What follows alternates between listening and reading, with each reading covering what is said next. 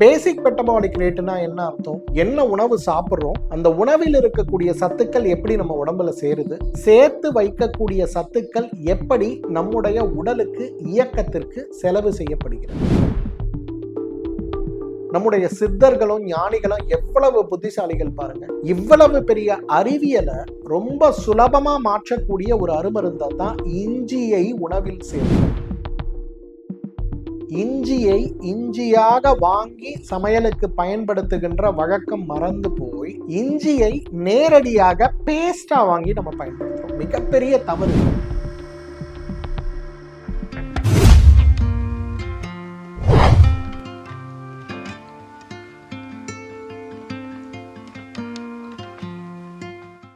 நம்ம doctor YouTube நேயர்கள் அனைவருக்கும் உங்களுடைய வெல்னஸ் குருஜியுடைய அன்பான வணக்கங்கள். இஞ்சியை பற்றி இன்னைக்கு நம்ம பார்க்க போறோம்.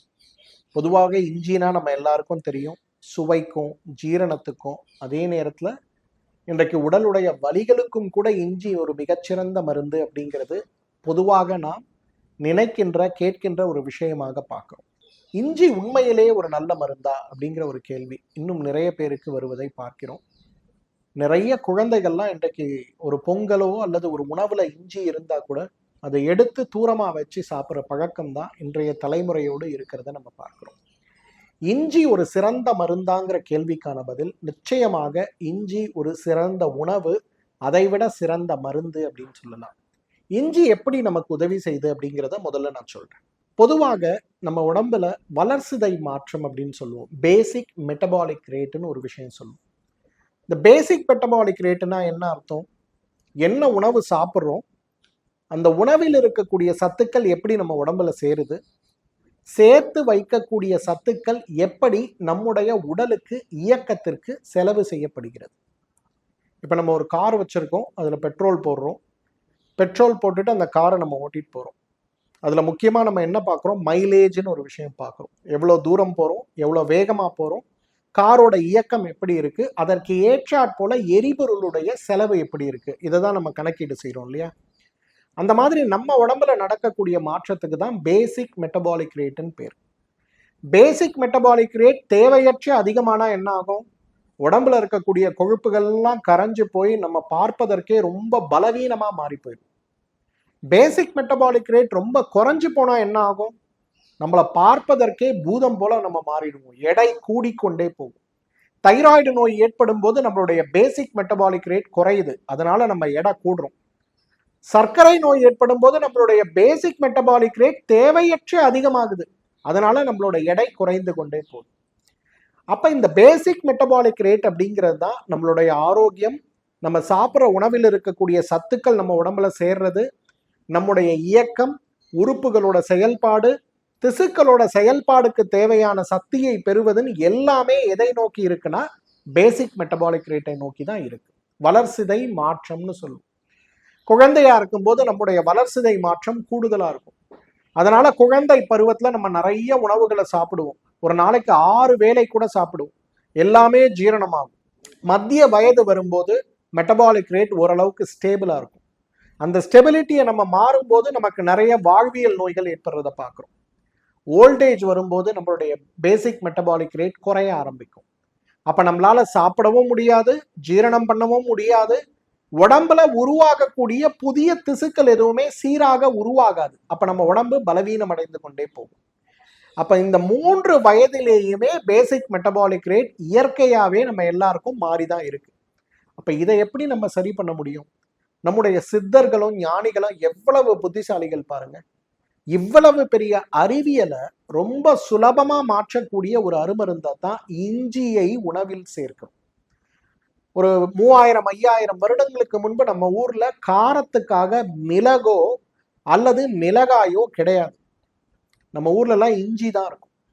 அப்ப இஞ்சியை நாம் உணவுல சேர்க்கும் போது செரிமானத்தை கூட்டுவதாக நாம் நினைக்கக்கூடிய விஷயம் செரிமானத்தை கூட்டுவது கிடையாது.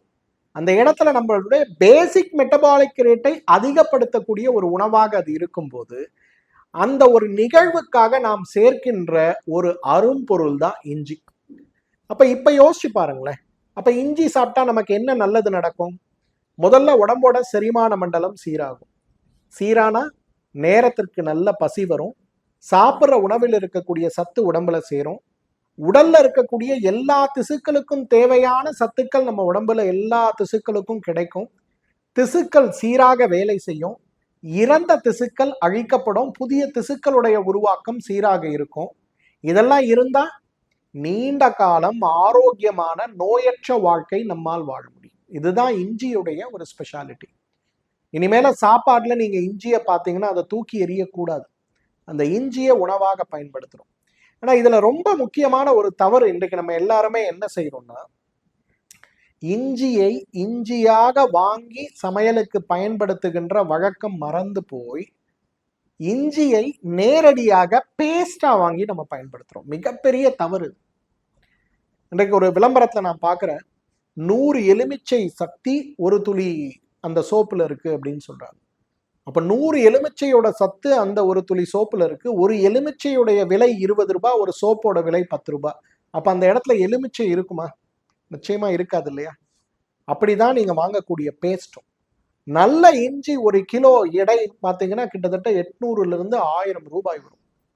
ஆனா நீங்க வாங்குற பேஸ்ட் 200 கிராம் 100 ரூபாய் 150 ரூபாய் கொடுக்குறாங்கன்னா அப்ப என்ன அர்த்தம்? அந்த இடத்துல இஞ்சியை தவிர வேற ஏதோ நிறைய விஷயங்கள் இருக்கு, அது நம்ம ஆரோக்கியத்திற்கு உதவாது அப்படிங்கிறத நம்ம புரிஞ்சு இன்றைக்கு கடைகள்ல வாங்கும் போது, காய்கறிகள் வாங்கும் போது ஒரு நபருக்கு ஒரு நாளைக்கு 5 கிராம், நம்ம வீட்டுல 4 பேர் இருக்கோம்னா 20 கிராம் இஞ்சி நம்முடைய சமையல்ல தினசரி சேர்க்கணும்.